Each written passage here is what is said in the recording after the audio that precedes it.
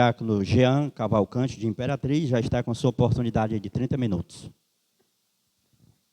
Glória a Jesus. Cumprimento a igreja com a paz do Senhor. Queria agradecer a Deus, primeiramente, pela oportunidade. Queria louvar a Deus pela vida da igreja, do pastor presidente, dos Noés da última hora, pastor Fábio, pastor Pedro. Queria louvar a Deus pela vida do diácono Leonardo, que me acompanhou. Sou de Imperatriz, vim debaixo da bênção do meu pastor congregacional Filho Marinho. E convido os irmãos a abrirem vossas Bíblias em João, capítulo de número 17.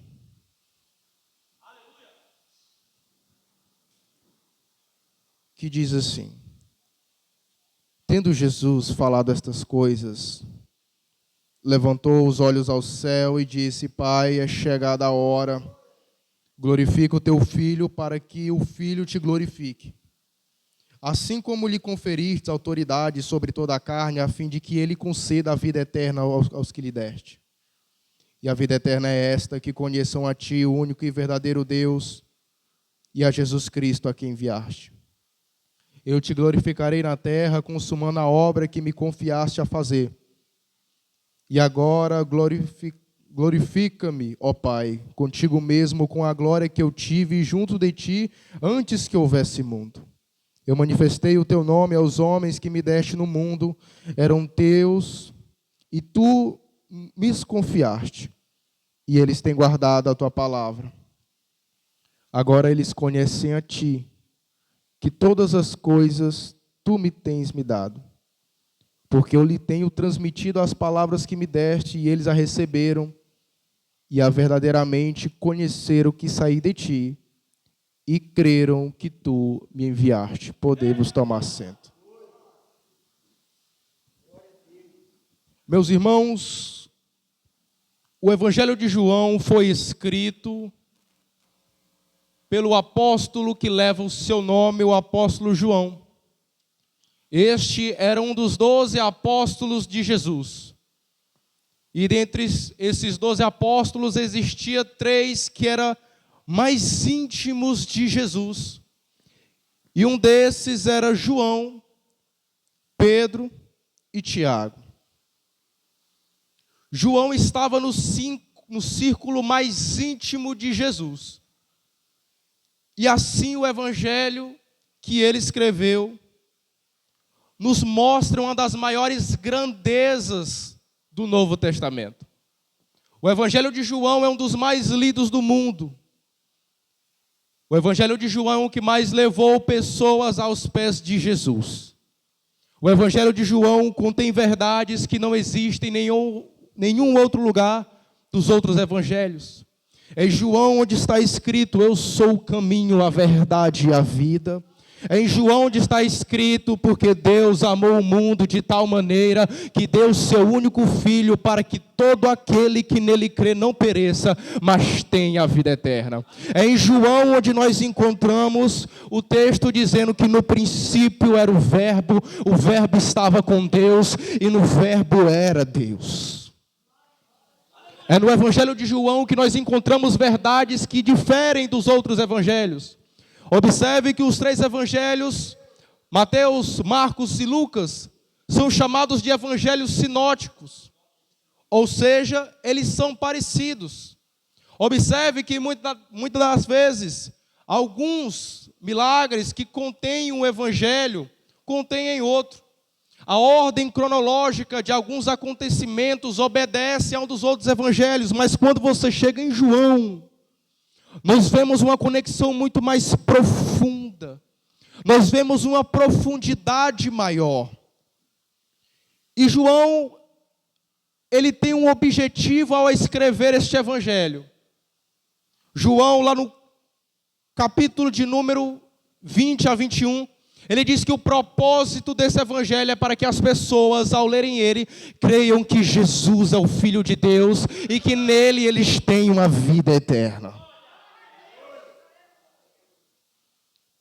Rapidamente, para dar a introdução aqui da mensagem, João, diferentemente dos outros evangelhos, João trata dos milagres de Jesus de uma forma diferente. Observa que em Lucas há muitas parábolas, em Mateus há muitos milagres, mas João ele se difere ao escrever 7 milagres de Jesus. João escreve 7 milagres que eles chamam de sinais. E os sinais eles apontam para algo. E qual é o objetivo do evangelho de João? É mostrar, é apontar que Jesus Cristo é o único caminho da salvação. E o tema que eu queria trabalhar essa noite, a partir do capítulo de número 17 do livro de João, é a oração sacerdotal de Jesus, as suas bênçãos e um modelo a ser seguido. Observe que do capítulo de número 13 ao capítulo de número 17, João começa a expor, João começa a falar, João começa a descrever os últimos momentos de Jesus com os seus discípulos. Observe que a partir do capítulo de número 13 até o capítulo de número 17, João começa a mostrar qual foi as últimas palavras com Jesus e os seus discípulos. A partir do capítulo ali de número 13, ele dá início dizendo: esta era a festa da Páscoa, sabendo que Jesus era chegada a sua hora de passar do mundo para o Pai, tendo amado os seus que estavam no mundo, amou-os até o fim. Então, a partir do capítulo de número 13, Jesus começa ao início do preparo do seu sofrimento. Em João 13, nós vemos Jesus lavando os pés dos discípulos. No capítulo de número 13, nós vemos Jesus ensinando sobre humildade. Nós vemos no capítulo de número 13, Jesus sabendo que ia ser traído. E eu peço, meus irmãos, que vocês prestem bastante atenção, porque o Espírito Santo me tocou nesta palavra. Jesus, mesmo sendo traído, Jesus mesmo passando por aflição, Jesus mesmo passando aquilo que ele viria, aquilo que ele teria que passar quando veio a esta terra, ele disse, mesmo sendo traído, ele disse: eu quero que vocês amem uns aos outros como eu vos amei. Observa que a partir do capítulo de número 14, Jesus ele disse: não perturbeis o vosso coração. Observa que no capítulo anterior Jesus estava angustiado. A palavra de Deus vai dizer que Jesus se comoveu no espírito, mas a partir do capítulo de número 14 ele diz: não perturbeis o vosso coração. Crede em Deus, crede também em mim. Observe, meus irmãos, que aquele que foi rejeitado quando estava para nascer, aquele que foi rejeitado na sua própria cidade, aquele que foi rejeitado pelo seu próprio povo, ele disse: na casa de meu pai há muitas moradas, eu vos prepararei lugar. Observa que a partir do capítulo de número 15, ele começa a confortar os discípulos. A partir do capítulo 16, ele promete um outro consolador. Observe que Jesus estava angustiado. A Bíblia vai dizer lá em Lucas 22, que ele estava suando sangue. Observe que a angústia de Jesus era tanta que ele começou a suar sangue. Mas mesmo assim, Jesus no capítulo 16, ele promete o outro consolador. Ele disse: eu não vos deixarei órfão, eu enviarei o outro consolador. Então, observe, irmãos, que Jesus, mesmo passando por tudo isso, não desistiu de interceder e de orar pela sua igreja. Jesus, mesmo ferido, ele não deixou de cuidar de quem precisava ser cuidado. Aí chegamos no capítulo de número 17. Tendo Jesus falado estas coisas, que coisas? Aqui ele havia falado no capítulo anterior sobre a descida do Espírito. Aí ele vai dizer: levantou os olhos ao céu e disse: Pai, é chegada a hora. Observe, meus irmãos, que Jesus está falando do momento em que ele vai ser crucificado, do momento em que ele vai ser entregue, do momento onde todos os pecados serão lançados sobre eles, para que assim a justiça de Deus seja feita. E ele vai dizer: glorifica o teu filho, para que teu filho te glorifique a ti. Aqui, meus irmãos, glorificar significa tornar-se conhecido. Então Jesus diz: Pai, é chegada a hora. É chegada a hora da morte. É chegada a hora no qual nós esperamos todo esse tempo. Ele vai dizer assim: reconhece teu filho, para que o filho possa fazer-te conhecido. E um dos temas era a oração de Jesus sendo um modelo para nós. E nós observamos neste primeiro ponto, Jesus, mesmo aflito, Jesus mesmo passando por dificuldade, Jesus mesmo passando por luta, ele ainda clama pela glória do Pai. Observe que aqui Jesus, mesmo passando por dificuldade, mesmo Jesus passando por um momento de tormenta, mesmo Jesus sofrendo internamente, ele disse: Pai, glorifica o teu filho, para que o filho glorifique a ti. Observe que é uma glorificação mútua, onde o filho glorifica o pai e o pai glorifica o filho. E qual é a lição que nós trazemos aqui hoje?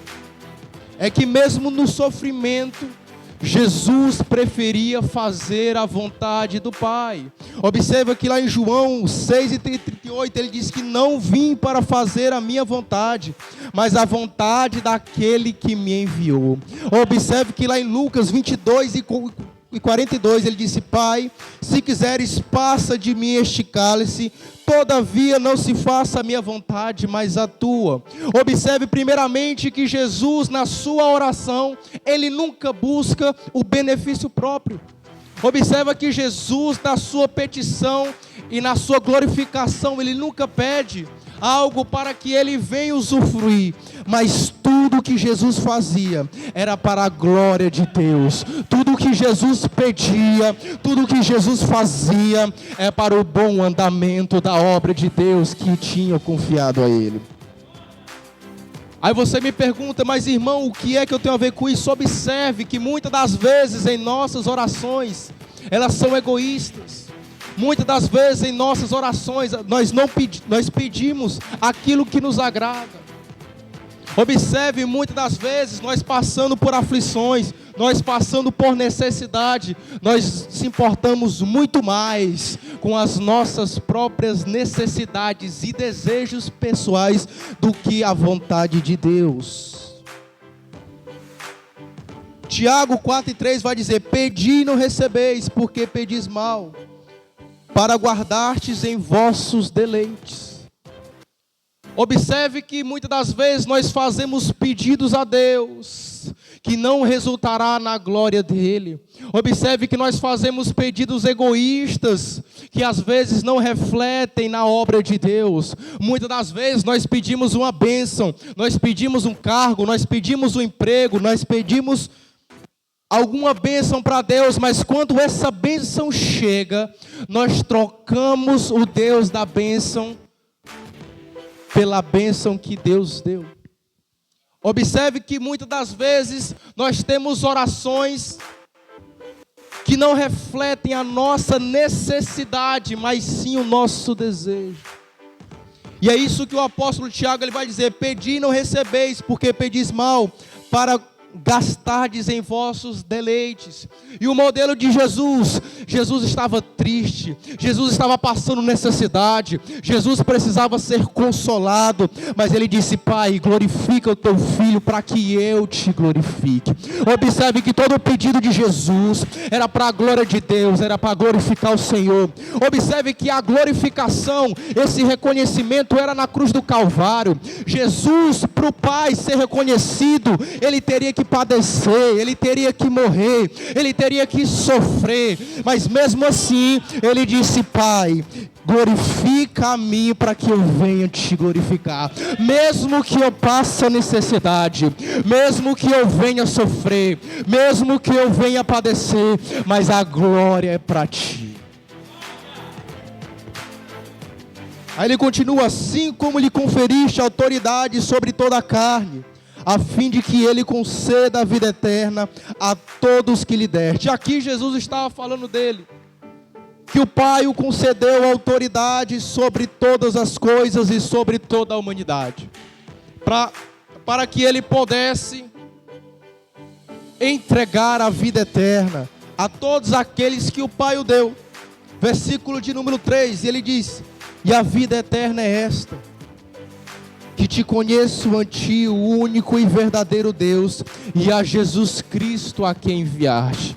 Observe que a oração de Jesus, a intercessão de Jesus, era para que o pecado ele fosse punido, era para que a justiça de Deus seja feita, é para que a vontade de Deus aos homens seja revelada. Este é um modelo de oração que a igreja deve ter, uma oração não voltada ao homem, não voltada ao nosso querer, mas sim à vontade de Deus. Ele vai dizer: eu te glorifiquei na terra, consumando a obra que me confiaste a fazer. Observe que do versículo de número 1 até o versículo de número 6, Jesus ele começa a falar da missão que o Pai havia dado, de salvar aquilo que se havia perdido. E ele diz: e agora glorifica-me, ó Pai, contigo mesmo, com a glória que eu tive junto de ti, antes que houvesse mundo. Manifestei o teu nome aos homens que me deste no mundo, eram teus, e tu me confiastes, e eles têm guardado a tua palavra. Observe que do versículo de número 9 ao versículo de número 14, Jesus, ele começa a interceder pelos discípulos. Nós observamos aqui no versículo de número 6, que ele diz: eram teus, e tu me confiaste, e eles têm guardado a tua palavra. Observe que Jesus ele começa a interceder pelos seus discípulos. Observe que Jesus ele começa a orar pelos seus discípulos. Jesus começa a orar, começa a interceder por algo de que Deus havia confiado a ele.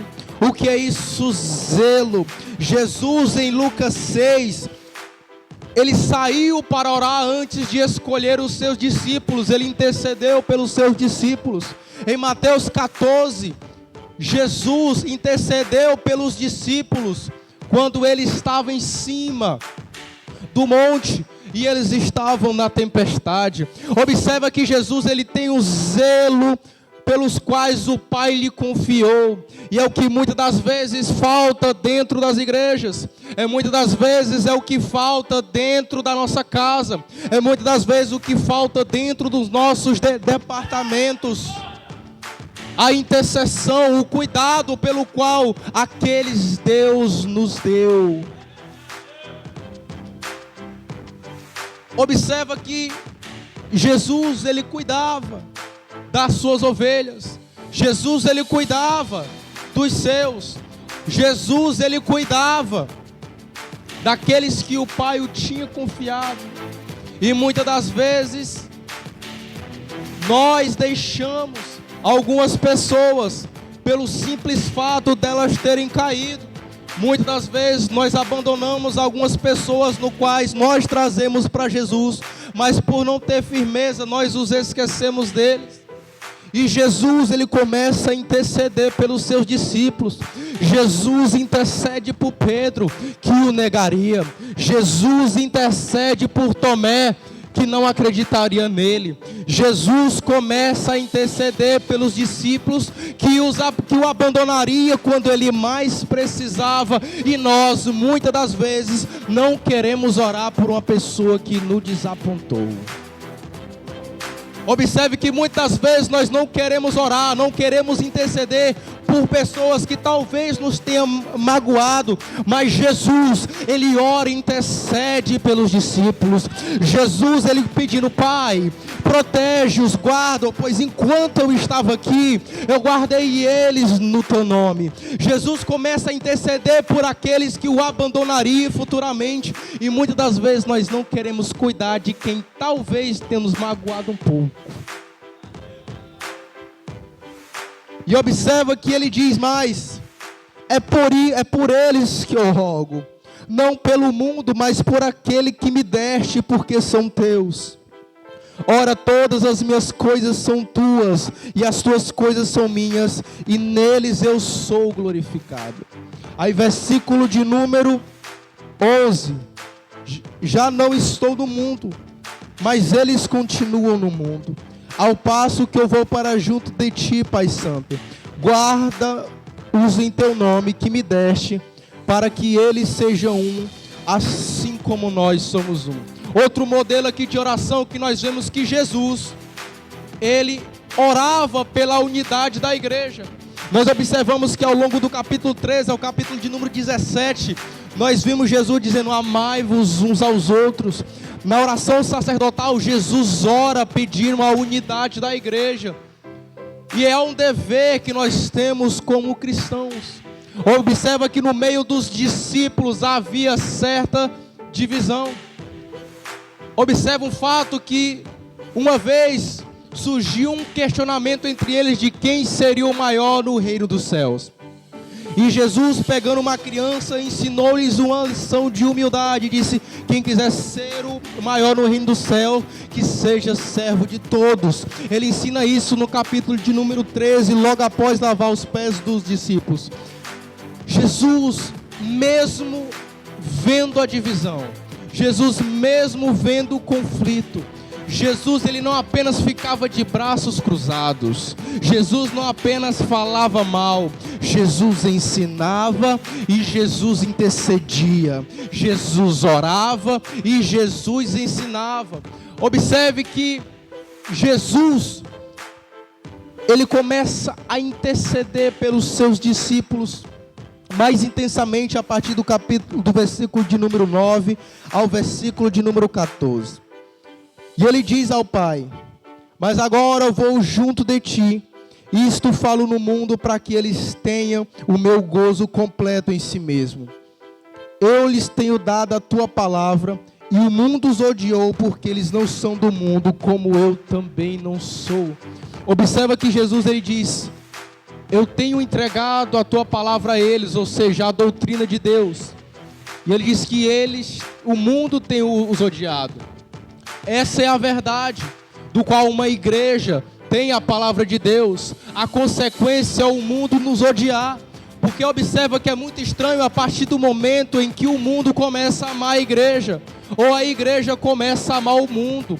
Mas a consequência de uma igreja centrada na palavra, uma igreja onde a palavra da verdade é pregada, uma igreja no qual a palavra é exposta, o resultado é que o mundo nos odeia.